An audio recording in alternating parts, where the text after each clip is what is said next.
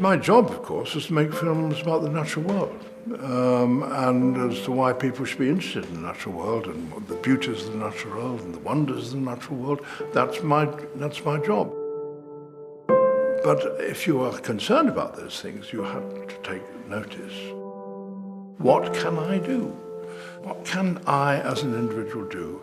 Particularly when I see a threat coming over on the horizon that's going to really threaten the world I love and the world of which I'm a part, and eventually will threaten me. What can I do? It's very important that there should be some things that you can do in the same way as you can vote for a government. Yes, I have a vote. Yes, I can stop using plastic. You can do these things.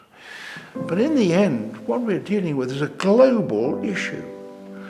And so you have to look at where the levers are, the global levers are that will have global effects. And of course, those are political and international. And so we have to work through those. Now, I am under no illusion about how difficult this is.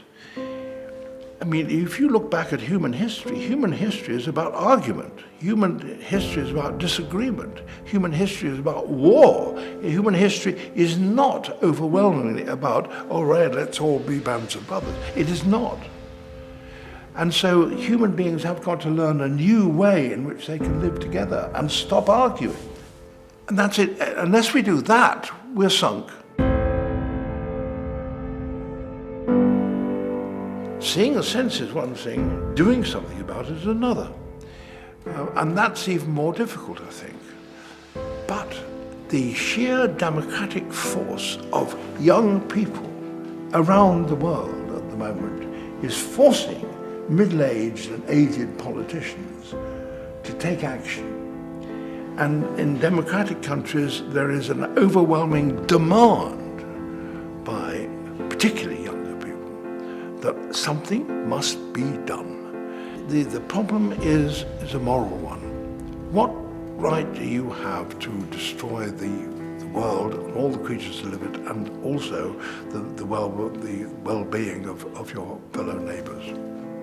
If you care about the future of the natural world, you have to care about the preservation and conservation and protection of the communities, biological communities of animals and plants. And it depends fundamentally on whole communities of living organisms, from microorganisms all the way through plants and all the way through animals. And that if you damage one part of it, you can never tell where the consequences are going to end. And that therefore the sensible attitude to conservation is to conserve animal and plant communities. And that means land. And the World Land Trust recognized that a long time before others did. And as a consequence decided that that was the first objective, followed swiftly by the second recognition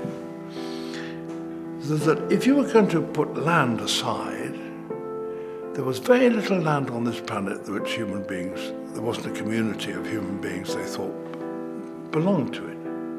And that therefore what the rest of the world should do was to facilitate local people owning their land and having a responsibility for their land, which they understood. That was the aim of the World Land Trust, and it was a pioneering aim. Perhaps now it doesn't sound so novel. At the time it was, and the success of the World Land Trust in bringing that about has been phenomenal. The World Land Trust retained its focused aim, which means that it gets it done. It isn't deflected into other things which have their own arguments, but it isn't deflected. It's got that absolutely firmly in focus, and that's why I support the World